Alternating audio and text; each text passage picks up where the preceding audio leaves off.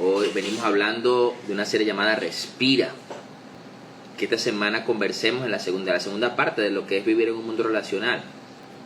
Hoy vamos a hablar sobre vivir en un mundo relacional. Yo creo que cuando nosotros a veces pensamos en familia o vivimos en familia, hay que admitir que muchas veces las situaciones de la familia son molestas, o mejor dicho, no la familia, muchas veces la gente puede ser molesta, ¿ok? Es decir, tenemos que, las situaciones que vivimos como familia tienen un impacto sobre cómo nos sentimos, sobre qué vivimos, sobre cómo nos percibimos las cosas, ¿cierto? Entonces, cuando nosotros pensamos en familia, pensamos muchas veces que la única familia que tiene algunas situaciones es la nuestra, y no es así. Es decir, ¿cuándo fue la última vez que tuviste una discusión con algún familiar o que estuvieron en desacuerdo pues por algo en la casa?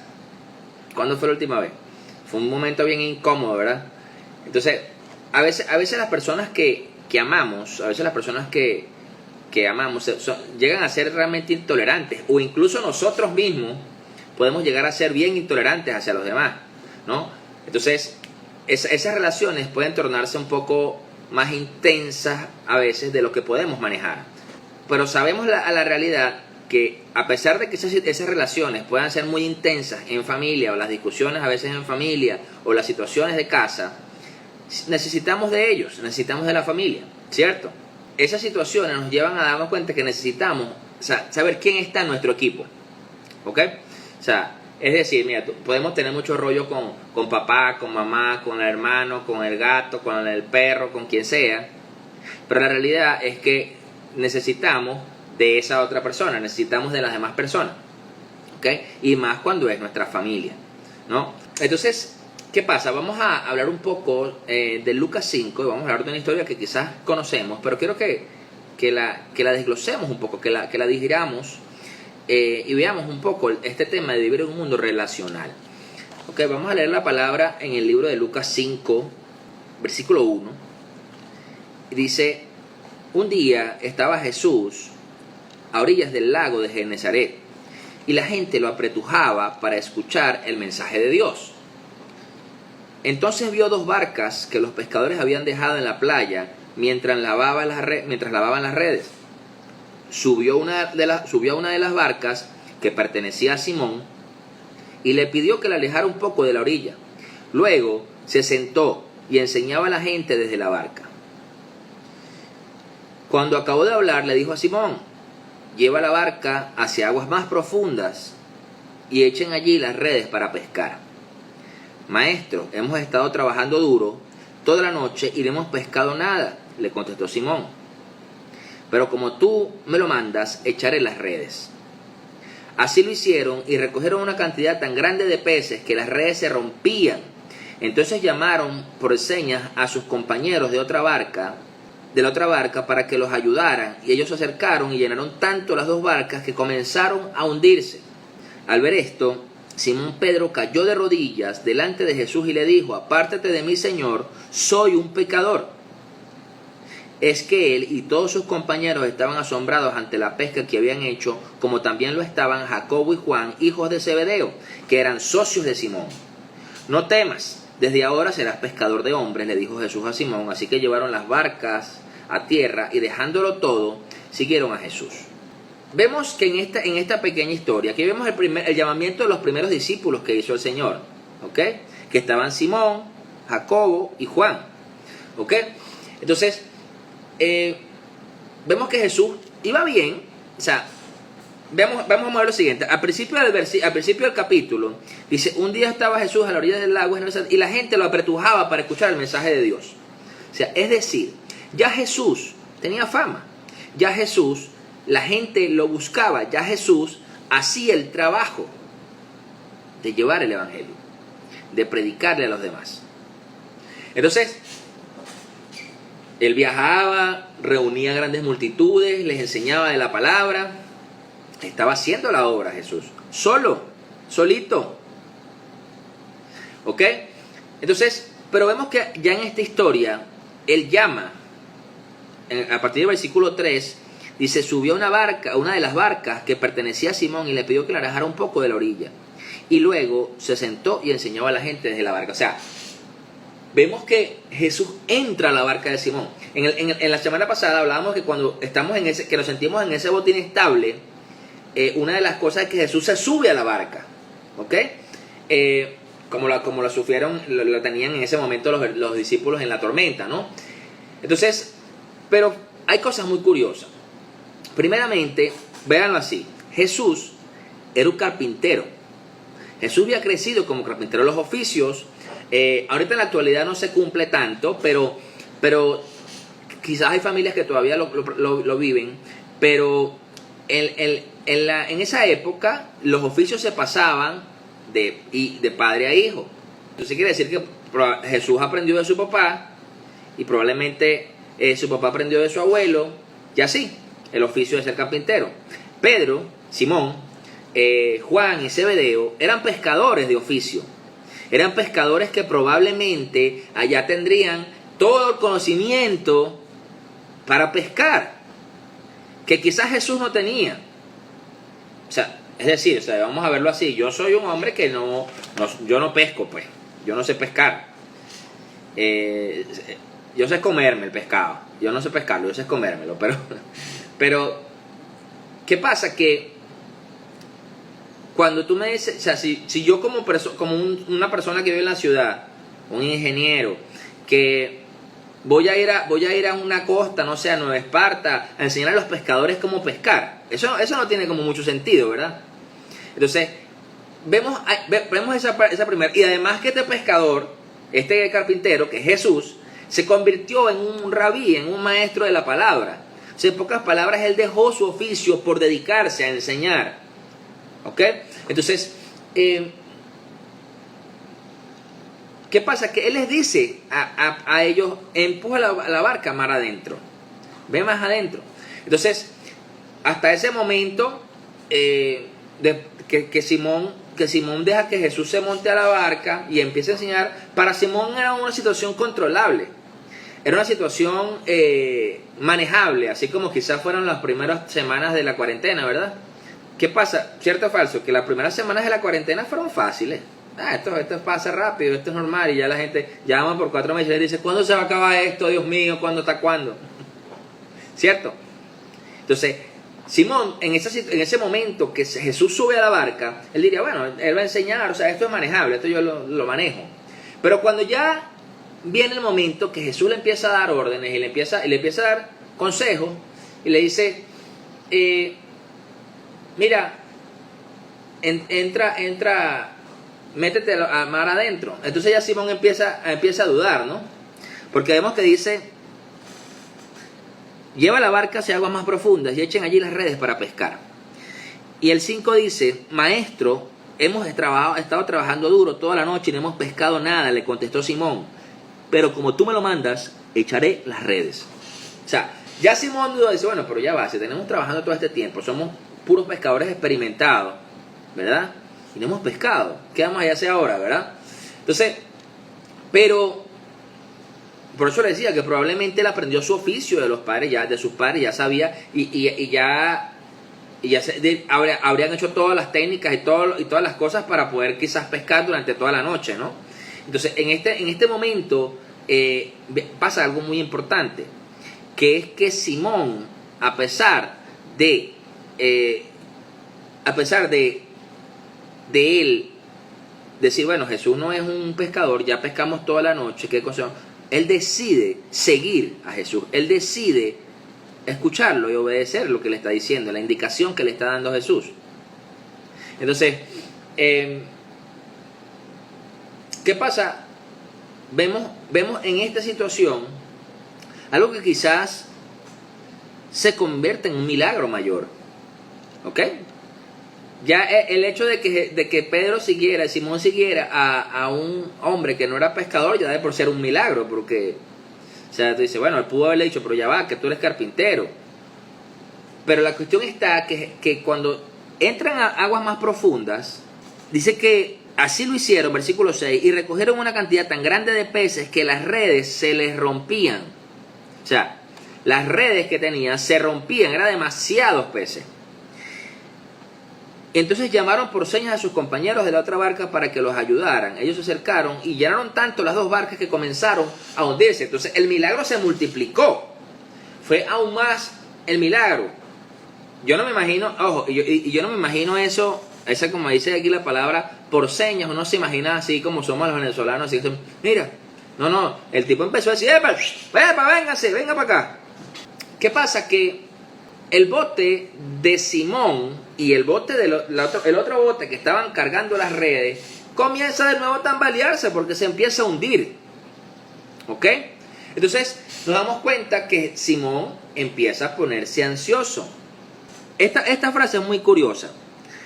Están hablando de pesca, están hablando de echar redes, están hablando de que se vayan al fondo, más a las aguas profundas. Y Jesús le dice, echa las redes. Y después que sacan la cantidad de peces y las barcas empiezan a hundirse, dice, al ver esto, Simón Pedro cayó de rodillas delante de Jesús y le dijo, apártate de mí, Señor, soy un pecador. Entonces, la pregunta que vino a mi cabeza en ese momento es decir, ¿y qué tiene que ver eso con los peces? ¿Qué tiene que ver eso con que estás pescando? O sea, porque uno dentro de los conocimientos que pueda tener de Jesús y del Señor, uno dice, bueno, es que Jesús era muy santo y entonces bueno y tal. Pero es que la realidad es que no tiene, o sea, a la lógica, al sentido común, de la lógica de lo que estaba sucediendo, eso no tiene que ver. Eso es como que si usted está hablando con alguien de fútbol, ¿verdad? Está hablando con alguien de fútbol y de repente le empieza a hablar no sé, de la naturaleza. Entonces tú le dices, no, porque tú viste el partido ayer. Sí, entonces tú sabes, porque es que a las águilas, ¿verdad que eso tiene sentido? O sea, es como loco. Sí, bueno, ¿qué le pasó a este? Entonces, ¿qué pasa? Algo que vemos en esta situación que empezó a vivir Simón cuando ya vino el milagro, o sea, ya Jesús le dio la indicación, vete a aguas profundas. Él decidió seguir a Jesús, obedecerlo, ir a las aguas profundas, lanzó las redes y cuando sacó las redes empezó la ansiedad. Porque los botes empezaron a hundirse, nunca había pescado, estoy seguro que nunca había pescado esa cantidad de peces. ¿Ok? Entonces empezó la ansiedad, pero ¿por qué empezó la ansiedad? Esa es una gran pregunta, ¿no? Porque fíjense que le dice, apártate de mí, Señor, soy un pecador. Ahora les hago una pregunta en lo personal, que no. O sea, cuando nosotros muchas veces nos sentimos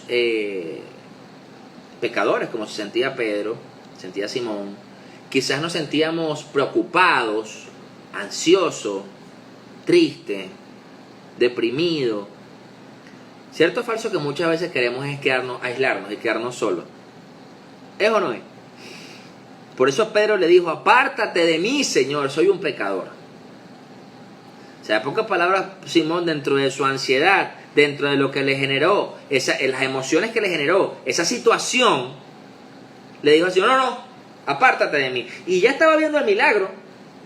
Ya Simón estaba viendo con sus ojos, Simón, Juan y Jacobo estaban viendo con sus ojos el milagro de los peces. Pero aún así tenía la ansiedad, tenía bueno, se está hundiendo la barca, muy chévere el milagro, pero nos estamos hundiendo, pero ¿qué pasa? Entonces de repente cambió la tónica de su mente y dijo, no, que soy un pecador. Bueno, pero ya va, te estás volviendo loco, Simón, espérate. Entonces, ¿qué pasa?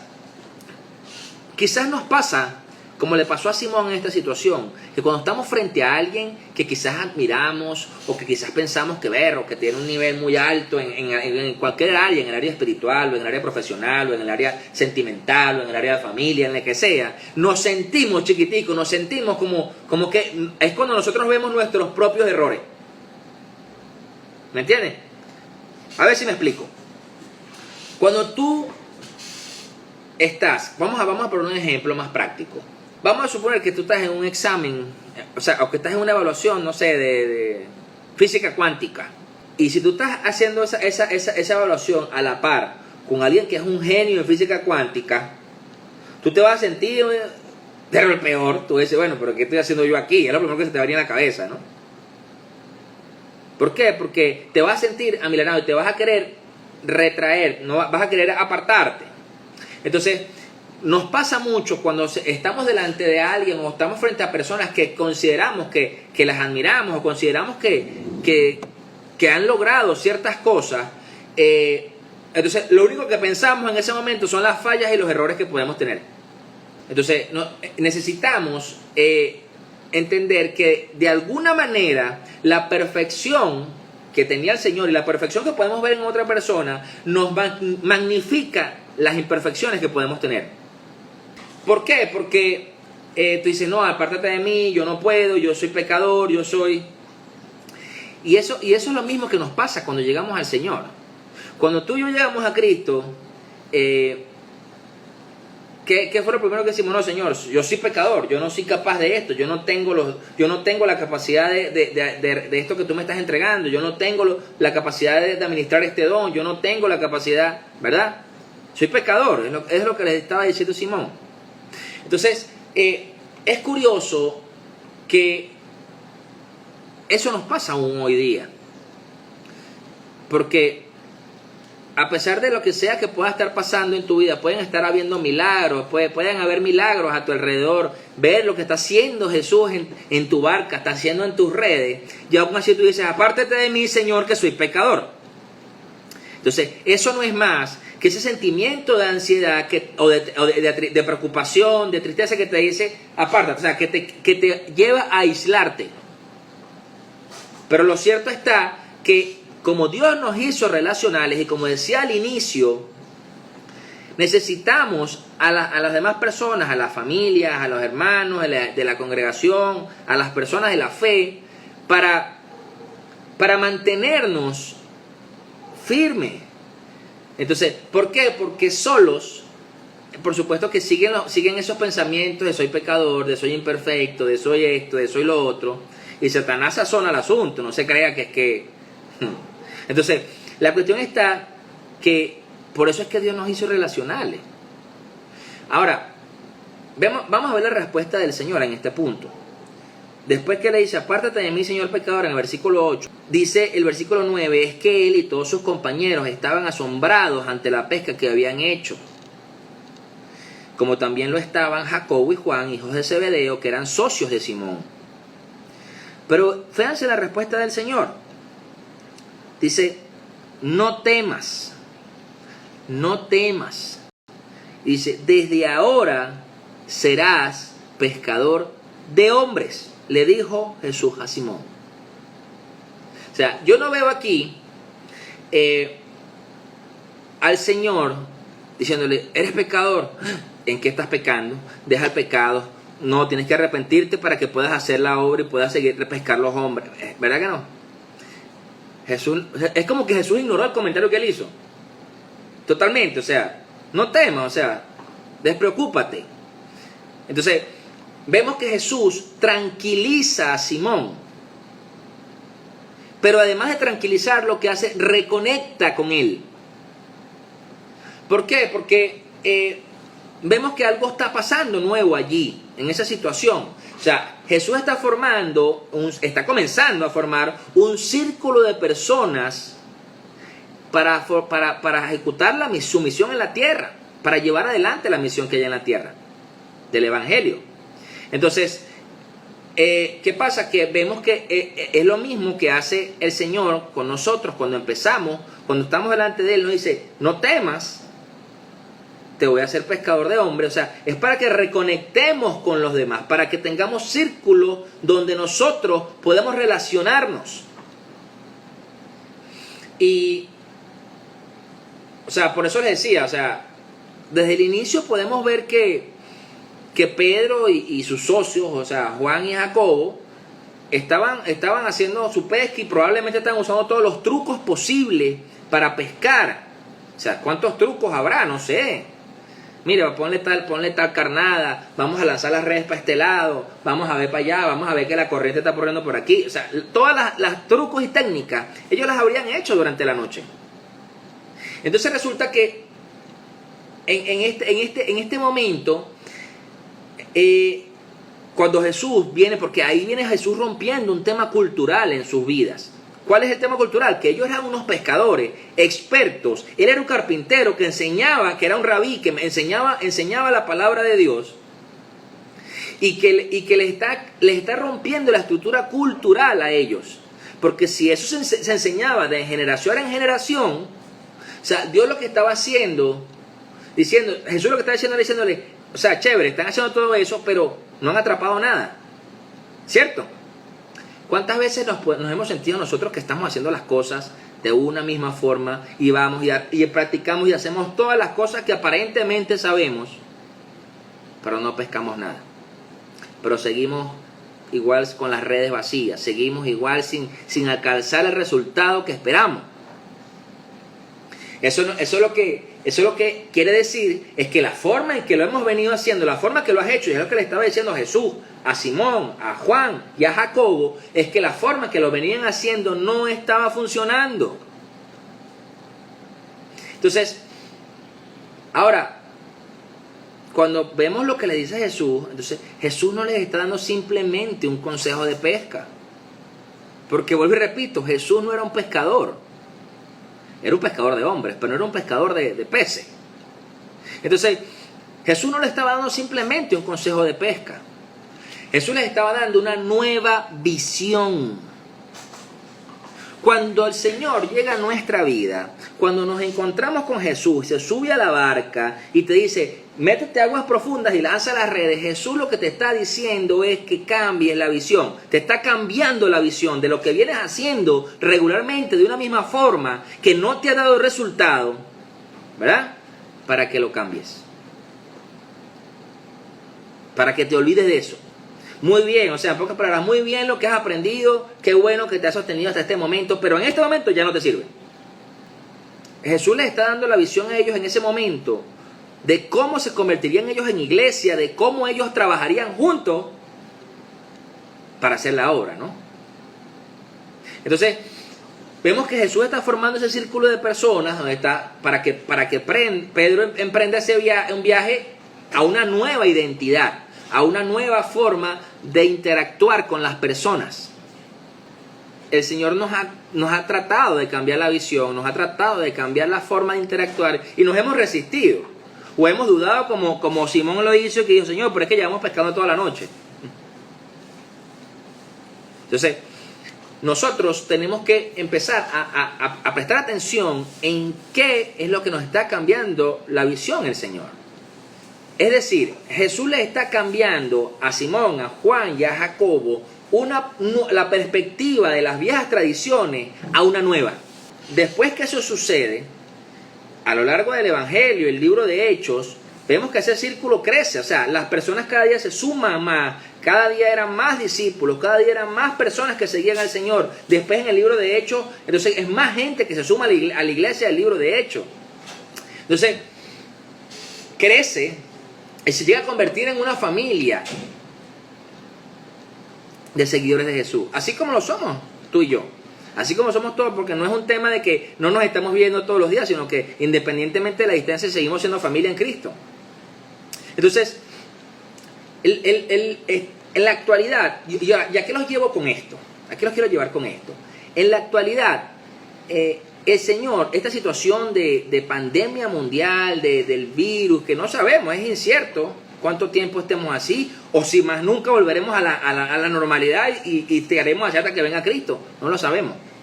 Pero la realidad es que estamos saliendo, Dios nos está llevando a salir de las viejas tradiciones y dándonos una nueva visión de cómo hacer las cosas. En pocas palabras, estamos saliendo del templocentrismo. ¿Me entienden? Estamos saliendo del cultocentrismo. Porque muchas veces como iglesia nos enfocamos en el domingo, en hacer los cultos el domingo, y todo se enfoca y gira en torno al domingo, en torno al día, o al día del servicio, o al templo, ¿saben? Pero lo que está haciendo, el Señor está sacándonos de esa vieja tradición ya, para que nos demos cuenta de la esencia y para ubicarnos en el contexto de lo que realmente somos y de lo que debemos ser, pescadores de hombres. Entonces, eso nos lleva a evaluar quién está en tu círculo. ¿Quién está en tu círculo? Porque si el Señor nos llamó a vivir en un mundo relacional, a relacionarnos con otros, que fue lo que llevó el Señor a Simón, a Juan y a Zebedeo, porque eso es cuando le dice, desde ahora serás pescador de hombres, ¿ok? O sea, hay una versión que dice serás pescador de personas, pero la cuestión está que, bueno, pero ¿cómo es que pescador de hombres? Que le vas a tirar un pescado y te vas a traer el tipo, ¿verdad que no? Sino que simplemente tú vas a tener la gracia de cómo captar la atención, de cómo hablar con las personas y cómo relacionarte. Entonces, en pocas palabras, de cómo hacer familia, de cómo hacer a aquella persona que quizás es extraño, hermano. Entonces, fuimos diseñados para estar conectados. Nosotros fuimos diseñados para eso. Entonces, necesitamos que en este tiempo poder darnos cuenta que aunque no estemos en los templos, Jesús sigue haciéndola, seguimos haciendo la obra, y además de eso, que Jesús nos está llevando a que no nos enfrasquemos en que no hemos pescado en toda la noche y no hemos pescado nada. Porque Jesús nos está diciendo, vete a aguas más profundas. Y ahora quiero que analicemos esa frase. Porque cuando nos dice, lleva la barca hacia aguas más profundas y echen allí las redes para pescar. Esa profundidad nos habla de dos cosas. Punto 1, vámonos a las aguas más profundas en la palabra de Dios. Vete más profundo. Ya no es tiempo de estar pescando en la orilla, de estar buscando en lo superficial, sino de ir más profundo en la palabra de Dios, buscar más revelación, más profunda, que Dios nos ilumine el entendimiento. En pocas palabras, como dice mi pastor, que Dios nos abra el cerebro y nos meta la cosa que en la lacha, la palabra en la cabeza, para que nos exploten las cotufas. Entonces, ¿qué pasa? Que se trata de que podamos ir más profundo para que Dios nos dé más revelación. Porque a través de esa revelación es que vamos a poder pescar hombres, vamos a poder pescar más personas. Entonces, si seguimos enfrascados en el tema de que es que el templo, de que es que cuando vamos a abrir las iglesias, de que seguimos en la mentalidad de que es que todo gira en torno al templo, en torno a la iglesia, y la vida en Cristo no es eso. La vida en Cristo gira en torno a Él. Y además de eso, es para llevarlo a la gente que necesita de Él. Entonces, ¿no les parece curioso que el ministerio de Jesús nunca fue en el templo, sino fue afuera? Entonces, nosotros queremos muchas veces encasillar a Dios, encasillarlo. Entonces, si estamos en un nuevo tiempo donde como iglesia tenemos que adaptarnos. Yo escuché en estos días una frase de un predicador que está en un congreso que estaba viendo por vía Zoom, congreso que estoy asistiendo, que dijo algo que me quedó grabado en la mente. Sobre todo con estos temas de las iglesias online y el tema de los templos. Él decía, si nosotros todavía caemos en ese error de que porque no estamos yendo al templo, no estamos haciendo el trabajo, no hacemos la obra, estamos equivocados. Porque él decía, porque la iglesia no tiene una misión, es al revés, dice, la misión tiene una iglesia. Es decir, la misión es el evangelio, es llevar la palabra, es llevar palabra perdido, es el reino, salvación, esa es la misión. Y hacer discípulos en todas las naciones, bautizándolos en el nombre del Padre y del Hijo y del Espíritu Santo. Pero para esa misión Dios puso a una iglesia. No es al revés. No es al revés. Entonces, cuando nosotros nos enfrascamos en los temas del templo, de las cosas, que es que cuando va... No, pero es que tú tienes que seguir haciendo la obra, tú tienes que seguir lanzando las redes para pescar y escuchando al Señor.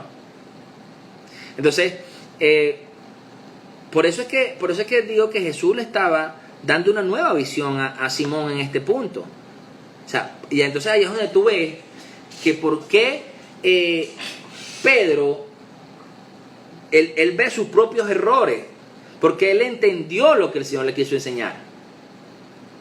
O sea, en pocas palabras le dijo, nada de lo que tú has hecho sirve. Por eso dijo, soy un pecador, o sea, apártate de mí, Dios mío. Entró como en depresión, como en angustia. Y eso a mí también me habla mucho del amor del Señor por nosotros, porque a pesar de que Pedro le hizo esta afirmación, de que Simón le hizo esta afirmación, el Señor le dijo, no temas, quédate tranquilo.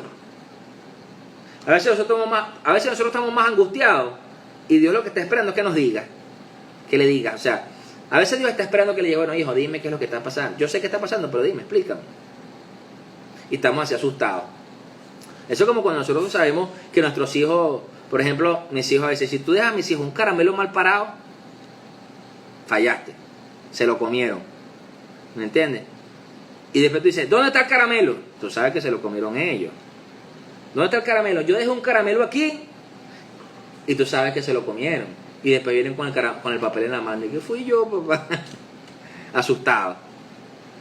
¿Me entienden? Pero la realidad es que tenemos que primero, para matar esa ansiedad, para matar el tema, la ansiedad del relacionarnos, porque ¿saben a quién le genera ansiedad? Y yo creo que todavía a veces me genera ansiedad eso, el relacionarme a mí. Porque a pesar de que yo en mi adolescencia fue muy amiguero y muy hecha broma y todo lo demás, era muy tímido. Y no era así de acercarme tan fácilmente a nuevas personas y hablarles una vez así. Como hay gente que es tan dado para eso, que de repente llegan por un lugar y tú lo ves que está hablando con todo. Por ejemplo, va para un banco, bueno, cuando se puede ir para los bancos, ¿no? Cuando va para un banco y de repente tú ves que está hablando con toda la gente en el lugar. Que va, o sea, tú vas para una reunión y tú ves que entonces se hace pana de todo el mundo y tú dices, bueno, y tú así en una esquina arrinconado así solito, y que por eso porque te da angustia hablar, ¿no? Te da esa ansiedad. Entonces, por eso es que el Señor te dice, no temas, no temas.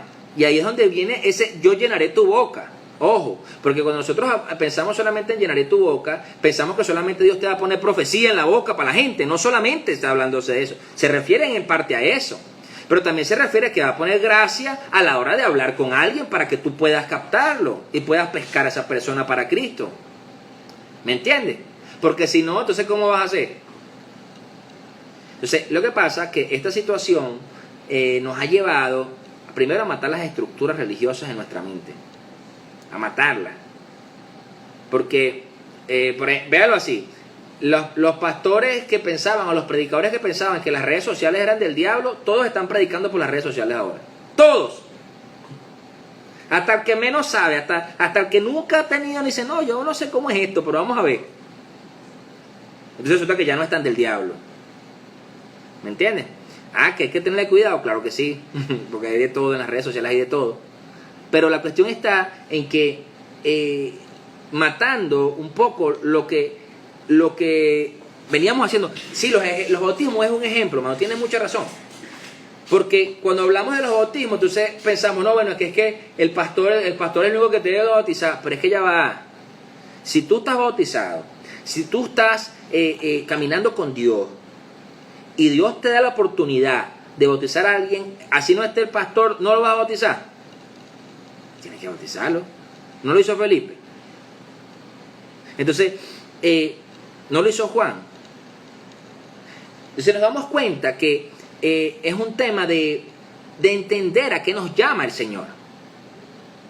Entonces, si usted está y Dios le dio la autoridad, Dios le mostró y la persona confesó a Cristo, la persona, bautícelo. Si usted tiene donde bautizarlo, bautícelo. Porque usted tiene la misma autoridad de Cristo. Esto no es un tema de ministerios, de llamados particulares. Entonces, nos damos cuenta que necesitamos salir de esto, salir de esa mentalidad. Y yo creo que hay gran parte en la iglesia está entendiendo eso, ¿no? Hay gran parte de la iglesia que está entendiendo esas cosas. Oramos porque la parte que aún no lo ha entendido se le revele, ¿no? Pero, o sea, la mayoría de las veces Dios nos llama a seguir con la gente, a estar conectados con la gente, porque estamos diseñados para eso. ¿Ok? Entonces, ojo, y es mantenernos conectados aun cuando tenemos ganas de alejarnos. Porque el punto es ese. ¿O es que acaso usted que cree que yo como pastor o la pastora a veces decimos no quiero nada, o sea, quiero estar solo un tiempo, no me molesten? Pero a pesar de que te puedas sentir así, Dios nos llama a que estemos conectados. Imagínese eso en una situación de madre e hijo, pues un bebé de 1 año y la mamá, no, tú me molestas mucho, quiero estar desconectada. ¿Verdad que no puede? Entonces es lo mismo. O sea, es un tema de estar por encima de quizás como la emoción que podamos tener de lo almático, ¿saben? De lo almático. Y como hablábamos la semana pasada, o sea, hay 3 cosas que debemos hacer para poder realmente mantenernos conectados. Punto 1, mirar hacia arriba. O sea, cuando nosotros estamos con esas ganas que no queremos estar conectados con nadie, que no queremos conectarnos con Dios ni siquiera, entonces miremos hacia arriba. O sea, en medio de la ansiedad, en medio de la angustia, mira para arriba, fortalece tu relación con Dios a través de la palabra, por supuesto, y a través de hablar con otros que caminan en la fe. El problema es cuando te quedas solo y no miras para arriba, para comenzar. Porque entonces empiezas ese aislamiento. Una pregunta que yo le hago: ¿cómo cree usted que los ermitaños, los que conocemos como ermitaños, terminan siendo ermitaños? Se empiezan a aislar, solos. Se empiezan a aislar, se empiezan a aislar, se empiezan a aislar, se empiezan a aislar, hasta que ya la gente dice, bueno, aquella casita, pero ya vive un hombre, pero ese hombre no habla con nadie, nunca lo vemos ni nada. Así sucede en los ermitaños. Entonces, imagínense eso en el espíritu, que tú te aíslas, te conviertes en un ermitaño espiritual, te empiezas y te aíslas de la sociedad, y te aíslas de relacionarte, y te aíslas porque te van a herir, te aíslas porque te cae mal el otro, porque no te gusta cómo te habló, te aíslas porque no te gusta que te digan las verdades, te aíslas porque, no sé, tantas cosas. Entonces necesitamos entender que el relacionarnos nos ayuda a abrir esa nueva visión que nos quiere dar Cristo en la vida. En la experiencia que yo he tenido como pastor, yo he podido ver en la congregación mucha gente que ha llegado y mucha gente que así como ha llegado se ha ido por X situación, porque X no le pareció algo, pero me he dado cuenta que simple y llanamente esa persona decidió no relacionarse. Porque más allá de las cables pelados que uno pueda tener, más allá de las luchas propias de cada quien, si tú buscas relacionarte, tú aprendes a moldarle. Además, la palabra nos enseña en el libro de Proverbios que el hierro se afila con el hierro y el hombre se afila con el hombre. Entonces tú entiendes que en la relación, ese roce hace que tú seas mejor persona, que tú cambies lo que tengas que cambiar, ¿cierto? Entonces, si tú, también va a depender con quién te relaciones, ¿no? Y la cuestión está, la cuestión no está que es que no te relaciones con el pecador, no. Sino que si tú estás firme en Cristo y tú eres una persona que quiere buscar perdido, tú te vas a relacionar con el pecador, pero para rescatarlo. Ahora, pero si tú estás débil y no sabes qué hacer y si quieres estar con Dios o no, y te vas a relacionar con el pecador, créeme que vas a terminar cayendo como él. Vas a terminar en eso. Entonces, hay que tener cuidado. Pero la cuestión está en que necesitamos enfocarnos en eso. ¿Me estoy relacionando o no me estoy relacionando? Le hago esa pregunta. Por ejemplo, en este tiempo de pandemia, pues que estamos cada quien en sus hogares, que quizás los que tengan que trabajar salen y van y vienen, pero son pocos. Ahora, ¿te has relacionado con tus vecinos? ¿Les han ayudado? ¿Han compartido así sea un Dios te bendiga? Entonces, eso es algo que a mí en lo personal y a la pastora nos llevó este tiempo. ¿Por qué? Porque nos las pasábamos en el templo, salíamos temprano de la casa, vamos para la iglesia, vamos a hacer esto, vamos a hacer tal actividad, vamos a ir para allá, vamos a evangelizar aquí, vamos a hacer esto, vamos a hacer lo otro, pero no nos relacionábamos aquí. No nos conocían. Entonces, ¿qué pasa? Que nos lleva a darnos cuenta que si no me estoy relacionando. Tanto así que ¿cómo es que me dijo mi esposa? Que los vecinos que no nos conocían, que nos veían todos los domingos, salíamos vestiditos, enflusaditos, bonitos, todos los niños, la Gabriela con su vestido, el otro con su corbatica y todos vestiditos para la iglesia. Entonces que ya nos decían, no, allá va la familia perfecta, ¿no?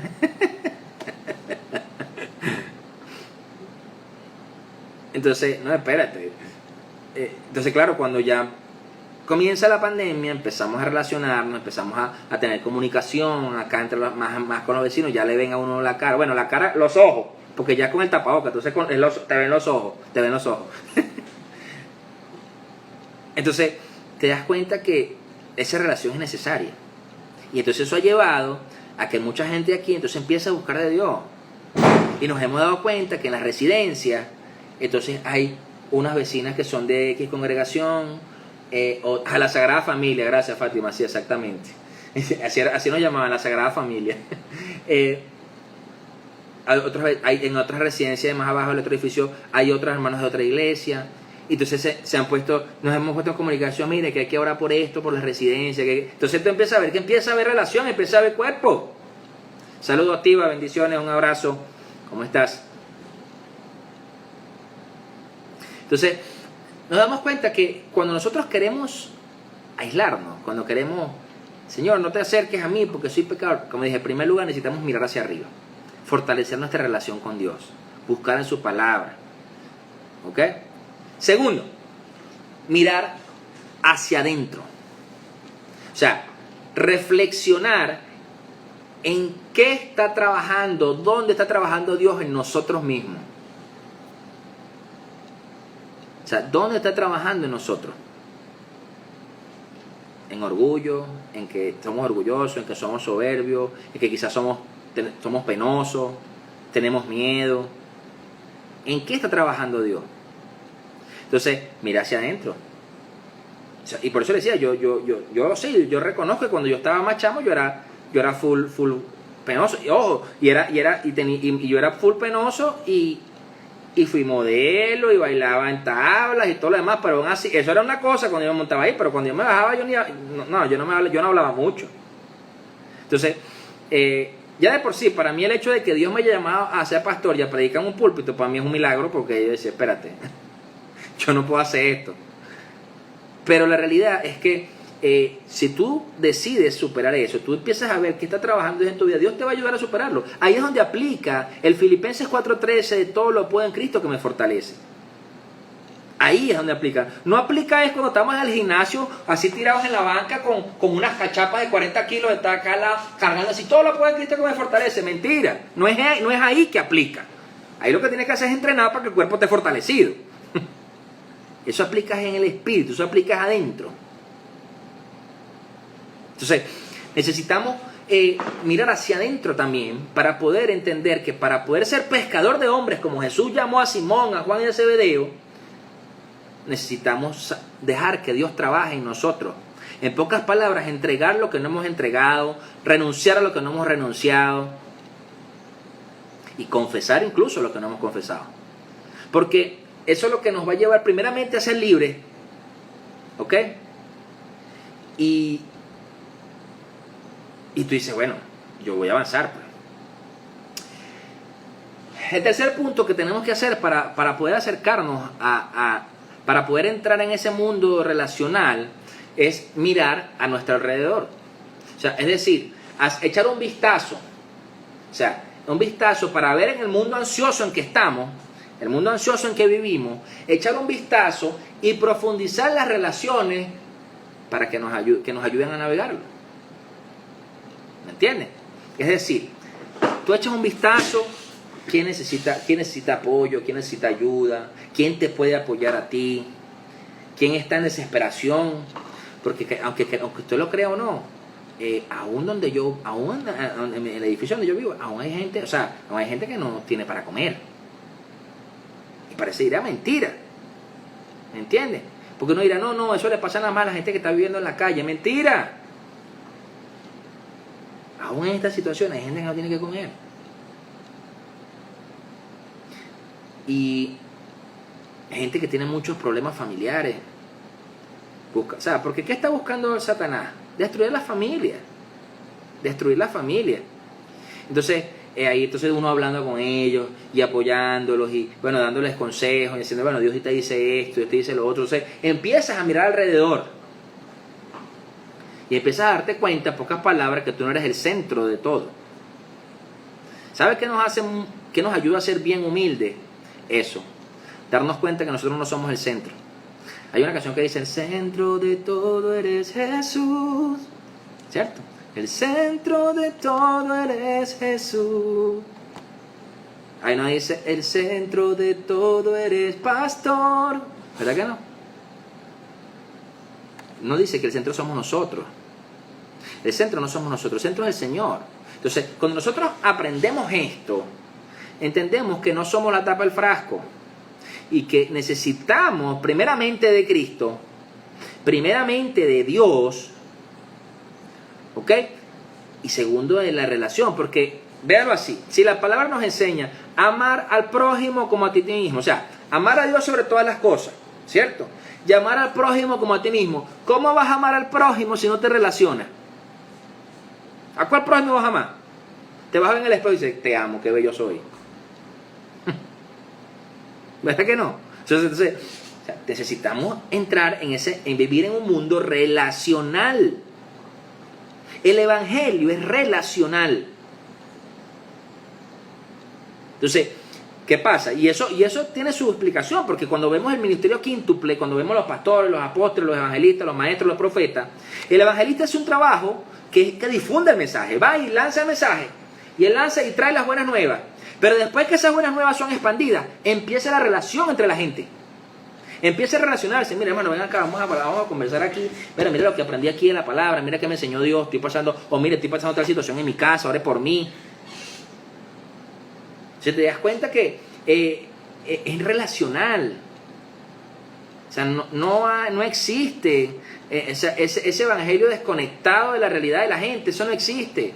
Porque Cristo era un hombre, porque cuando era hombre que caminó en la tierra, o sea, se preocupaba por el enfermo, se preocupaba por el pobre, se preocupaba por quien estaba en necesidad. Entonces, el asunto está que yo no me estoy refiriendo solamente a los pobres económicamente, ni a los que tengan necesidad económica, porque a veces las necesidades espirituales son más fuertes. Entonces, y a veces, y la mayoría de las veces, las situaciones de pobreza económica, de situaciones propias físicamente hablando, no son más que la manifestación de algo que está sucediendo en lo espiritual.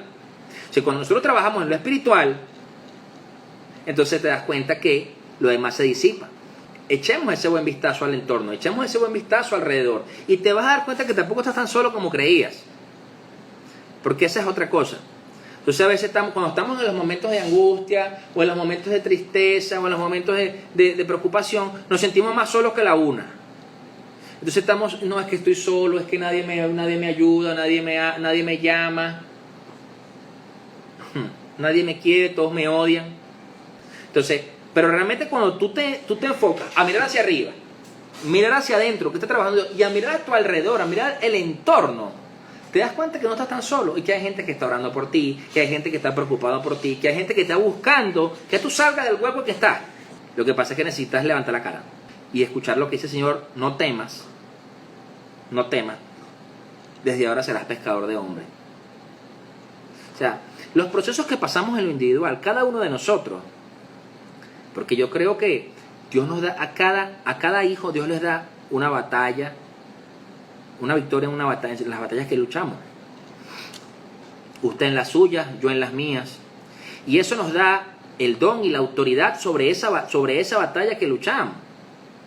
Entonces, quizás esas batallas que tú has vencido ayudan a otro a levantarse. O quizás tú pones a ver en el otro y te das cuenta que cada persona necesita ver el ejemplo en ti. Entonces, yo los voy a retar a ustedes esta semana algo. O sea, mira el entorno, ¿no? Como les dije, miren su entorno. Y van a pensar en algún familiar, con algún amigo, alguien cercano, que sepa manejar bien la presión, que sepa manejar bien la ansiedad. Y que tenga buen trabajo al comunicarse a la hora de los demás, con los demás, que se comunique bien. y converse con esa persona. O sea, observe qué puede aprender esa persona. Y converse con esa persona lo que se ha aprendido en este tiempo. ¿Qué has aprendido? Le pregúntale, ¿qué has aprendido en este tiempo? Y esa persona te va a decir, y te aseguro que vas a aprender mucho. ¿Ok? Quizás nos va a tocar llevar la barca a la profundidad, pero la realidad es que vamos a empezar a ver cómo Dios nos revela y cómo Dios nos muestra. Por eso es que en este tiempo debemos empezar a respirar y a vivir en un mundo relacional, empezar a buscar de la manifestación de los hijos de Dios, de la gloria de los hijos de Dios en el mundo. ¿Ok? Vamos a orar.